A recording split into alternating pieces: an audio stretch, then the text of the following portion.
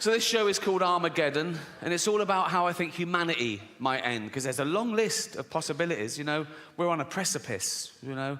It could be anything from global warming, the rise of the pandemic, you know, nuclear war, our own stupidity, basically. Because we are getting more stupid as a species, no doubt about that. You can now do a university degree course in Taylor Swift. How fucking low academically can you go? There's an institute in London called the School of Flower Arranging. I went past it, I couldn't believe it. School of Flower Arranging. I looked in, and there's people having lectures. Flower arranging. My mum used to pick flowers every day from the garden, cut flowers, put them in vases around the house. At no point did anyone come round and go, what unqualified cunt did these?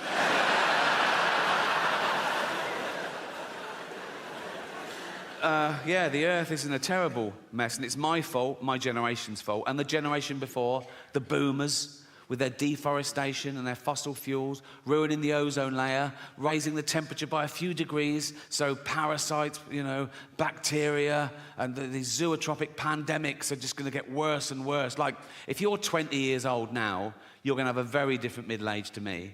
I've had the best 60 years of civilization, right? But if you're 20 now, in 40 years' time, you're going to be in your house wearing a mask, crying.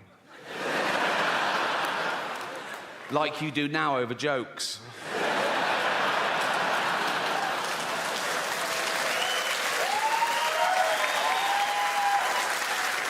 And I'm not going to be around to see that, but I am going to spend my entire fortune from now on private jets to make sure it definitely fucking happens. We're going to be the first generation that future generations are jealous of, right?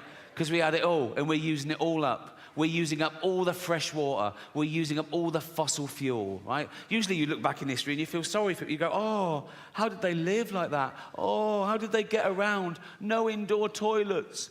I've got Homo sapiens. We've been around as hominids for a few million years. And of course, along with every other life form that exists at the moment, we've been evolving for 3.5 billion years. Everything that exists at the moment all came from the same little blob of organic matter 3.5 billion years ago. That's why it annoys me when people say, oh yeah, humans, we're the most evolved. We're not the most evolved. We're no more evolved than the slug or the snail. People go, oh, come on, look at them. Yeah, they got it right early doors. Nature keeps testing them. Do you want eyes? No. Not really. No. I have noticed one thing about the slug and the snail. Let's not split hairs, let's be honest. The snail is basically a slug with a shell on it, isn't it, right? But if you pull the shell off the snail, it starts giving it all, oh, I'm dying, I'm dying. And the slug is like, welcome to the real world, cunt. You know what I mean? So yeah, we've been around for about 300,000 years, and for most of that time, we had the same life expectancy as every other wild ape, 35, 40, if you're lucky. You're born, you grow, you mate, you're playing with your kids, you get a cut, you go, oh, what's that, dead? Right? But now with antibiotics in medicine, we've pushed that forward. A child born today can expect to live to about 100. And scientists said soon that'll be 120. And science also said that in the near future, there's no reason with proper care and attention that human beings won't regularly live to 150 years old, which is amazing until you remember that we get a set number of brain cells, right? Which we only lose. You can't get them back. So in the future, there's going to be 15 billion people on the planet, you know. Half of them are going to be over 100, and they're all going to have Alzheimer's. It's going to be like Dawn of the Dead. It's going to be fucking horrible. You know? My auntie died of Alzheimer's. I don't know how you die of Alzheimer's. She forgot to live, right? And for the last couple of years, she was in her home, and my cousin, her only kid, used to visit her like once a week, and it got more and more depressing because soon she didn't recognize him, and then she didn't know who she was, or you know, and then she died. And at the funeral, we were sort of reminiscing about the good days, some of the funny, absent-minded things she said and did, and we realized, oh, probably that was the beginning of the disease before it was diagnosed. And this is a true story. Once, my cousin went home from work, and he went in, and she went, your tea's in the oven. I've had mine already. He went, oh, cheers, Mum. And it was like a fish pie, right? He ate the fish pie. Then he went, oh, God. He ran upstairs, vomited, went back down and went, Mum, the fish is off. I've just been really sick. And she said, yeah, it made me really sick. I don't know how humanity will end, as I say. There's a long list, everything from, I can't believe nuclear wars back on the table after all we've learned. But I think maybe the rise of the pandemic where parasites and microbes and bacteria and our antibiotics fail, or maybe those things that happen, but we're sort of evolved through it. Like, we'll find out there's pockets of sort of mutant people around the world that are slightly resistant to radiation and slightly resistant to microbes, and we'll sort of start again. Because we don't really understand the mechanism of human evolution since civilization, because it's never been based on, you know, survival of the fittest, where fittest meant just the biggest, strongest male gets to pass on his genetic material. There's other paradigms, right? Nature is brutal. Sometimes it is the biggest, strongest male that gets the female, and even then, she has a litter. If there's a runt, she goes, fuck it, kill that, eat it, share it out amongst the rest of us. Now, we don't do that in human society. We go the other way. We spend more time and care and attention on the weak and the vulnerable to give them a chance. Like, if you're a father and you've got 2 kids, you've got little Timmy, who's 6, right? You've got Jack, who's 8, and you go to little Timmy, you go, Timmy, what do you want for Christmas? And he goes, motorised wheelchair. Ah, I promised Jane I wouldn't do the voice, and I fucking forgot. It's too late now, isn't it? What do you want for Christmas, Timmy? Motorised wheelchair. Right, well, they start at £2,000, so fucking hell. What do you want, Jack? Just a tennis racket, please, Dad. Oh, good lad. Oh. How is your tennis? Best in the school. Oh, you... Good. Also a ramp. Fuck me. What, so now we're doing fucking building work at Christmas, are we? Fuck me. Oh, sorry, Jack, can't afford your tennis racket. We've got to spend all the money on a ramp and a motorised wheelchair for this money-grabbing little fucking... Why do you need a motorised one? No arms. That's fair enough. That is fair enough.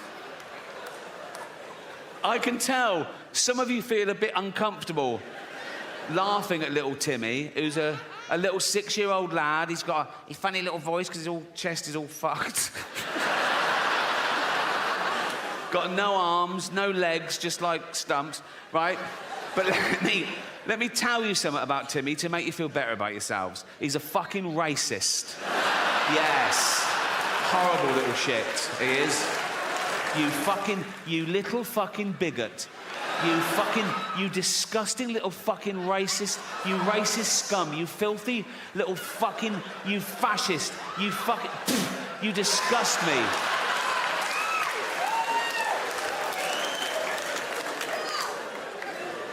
Homophobic? Yeah. He's like, they're not like us.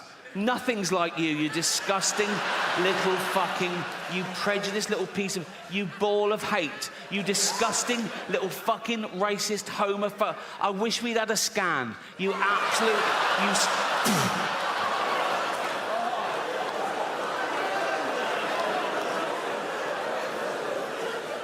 misogynist. If he could, he'd rape. There's your little Timmy.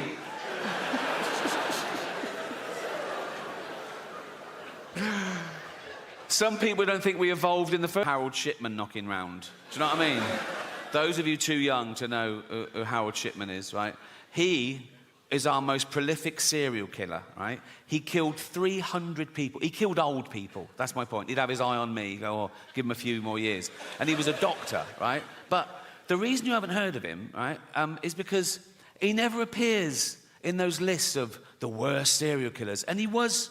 like one of the worst ever, but he didn't act like a serial killer, right? He was a GP, he was old school, he had a little shirt and tie, little tweed jacket, little beard, little glasses. He'd do house visits, he'd go out to see Edna, 85. You all right, Edna? Yeah. Do you want a cup of tea? Yes, please. And he'd make Edna a lovely cup of tea, right?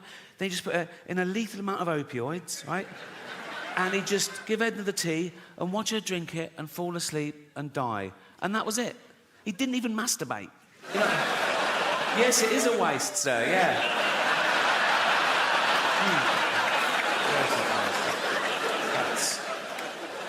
And they reckon he got the idea when he was a little lad, Harold Shipman, little Harold Shipman. He watched his mum dying of lung cancer, being given morphine, and somewhat triggered him. He thought, I'll grow up, become a doctor, and I'll do this. I don't know whether it means that he liked the way the morphine got his mum out of pain. So these were like mercy killings, like, you know, reliving the kindness. Or the opposite, he was jealous of old people who lived longer than his mum should have, so he was punishing them. I don't know, doesn't matter. Actually, it does matter, because if you can really understand... I was doing an interview a while ago. I don't think the journalist liked me. He asked me this question. I thought it was rude, right? So I gave a fake answer, right? He said, so what have you got planned for your funeral? And I went, I want to be fed to the lions at London Zoo. He went, really? I went, yeah. I want the zookeeper to take up my big, fat, dead, naked, bloated body in a wheelbarrow, right? Just dump it in the lion's den, doof, like that. Loads of tourists going, is that the bloke from The Office? Like that, right? And then 2 big lions come out and just start eating me. And lions, they start with the soft bits of the body to get inside to the rib cage. So they'd probably get a testicle each, wouldn't they? Because that'd be the easiest of it. By then, my testicles would be about a yard apart, so that'd be easy. They just start eating towards me. Like Lady and the Tramp, really romantic.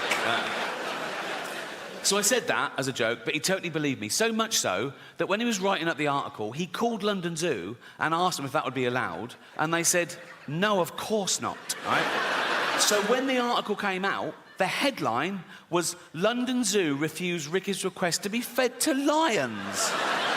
Like I'm a fucking psychopath. My point is, you can't worry about what happens after you die. I looked up one film on here, Schindler's List.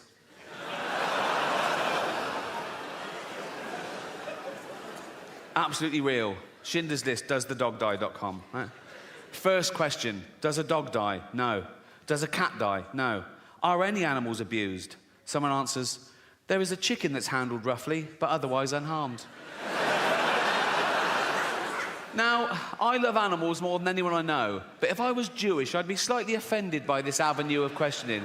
Imagine that in real life. Imagine someone says, oh, yeah, my grandparents were murdered by the Nazis. You go, oh, what happened? Oh, they were dragged from their house and sent to the gas chamber. Oh, was a chicken hurt? What? But as I say, it's become, you can ask any question about anything. Someone says, is there child abuse? Is teeth damaged? Is there a hanging? Does someone struggle to breathe? Yeah. Well, yeah, yes. Someone says, does someone fall downstairs? Who's scared of slapstick? It's like... Anyway, so this website was founded in 2010, so it's run about 13 years, right? And the later questions start reflecting the times we live in now, and they get more and more fragile and narcissistic. These questions were asked this year. Check it out, Schindler's List, right? Someone says, are there any fat jokes?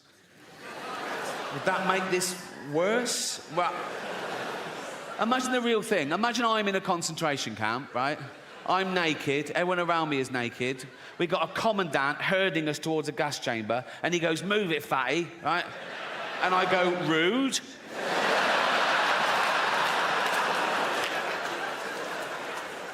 No, that has ruined the whole experience, if I'm honest.